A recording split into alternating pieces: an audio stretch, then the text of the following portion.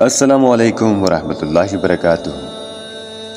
لاکھوں کروڑوں درود و سلام نبی پاک صلی اللہ تعالیٰ علیہ وآلہ وسلم اور آل محمد پر۔ ایک نئے ٹاپک کے ساتھ آپ کا دوست مانی آپ کے ساتھ موجود۔ پاکستانی وزرائے اعظم کے خلاف تحریک عدم اعتماد کی تاریخ۔ کیا پاکستان ڈیموکریٹک موومنٹ اور پاکستان پیپلز پارٹی وزیر اعظم عمران خان کو تحریک عدم اعتماد کے ذریعے بے دخل کرنے کے لیے مل کر کام کر پائیں گی یا ماضی کی اپوزیشن کی طرح وہ ناکام ہو جائیں گی؟ پاکستان کی تاریخ میں کسی بھی وزیر اعظم کے خلاف تحریک عدم اعتماد کامیاب نہیں ہوئی۔ نمبر 1، پہلی بار اپوزیشن کی جانب سے اس وقت کی وزیر اعظم بینظیر بھٹو کے خلاف تحریک عدم اعتماد سال 1989 میں دائر کی گئی، جس میں بینظیر بھٹو کامیاب ہوئی اور اپوزیشن صرف 12 ووٹوں سے ناکام ہوئی۔ 237 رکنی ایوان میں سابق وزیر اعظم بینظیر بھٹو کے خلاف تحریک عدم اعتماد کو کامیاب بنانے کے لیے 119 ووٹ درکار تھے، تاہم تحریک کے حق میں 107 ووٹ ڈالے گئے اور بینظیر بھٹو کو 125 ووٹ ملے، جبکہ 5 ارکان ایوان سے غیر حاضر رہے۔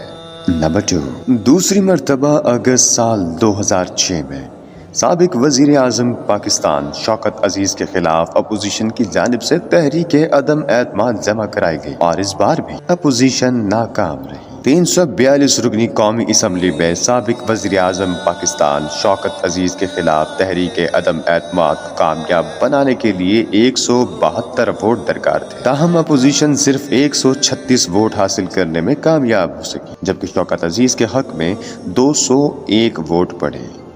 نمبر 3، عمران خان کے خلاف تحریک عدم اعتماد گزشتہ روز پاکستان کی پارلیمانی تاریخ میں تیسری بار اپوزیشن نے جمع کرائی، جس میں متحدہ اپوزیشن نے دعویٰ کیا ہے تحریک عدم اعتماد کے لیے ہمارے پاس 172 سے زائد ارکان موجود ہیں، اس طرح اپوزیشن کو مزید 10 ارکان کی ضرورت ہوگی۔ آئین پاکستان کے آرٹیکل 54 کے مطابق اپوزیشن کی منتقلی پر اسپیکر قومی اسمبلی کا اجلاس 14 دن میں بلانے کا پابند ہے، تاہم اسپیکر کسی بھی وقت یہ اجلاس طلب کر سکتے ہیں۔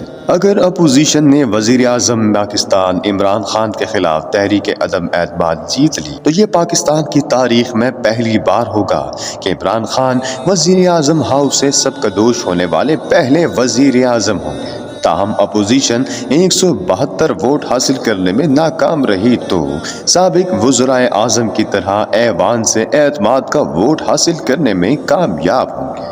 آپ سب کی محبتوں کا بہت بہت شکریہ۔ چینل کو لائک کیجئے، سبسکرائب کیجئے اور شیئر کیجئے۔ ملتے ہیں کسی نئے ویڈیو کے ساتھ، تب تک کے لیے مجھے دیجیے گا اجازت۔ اللہ حافظ، اللہ نگہبان۔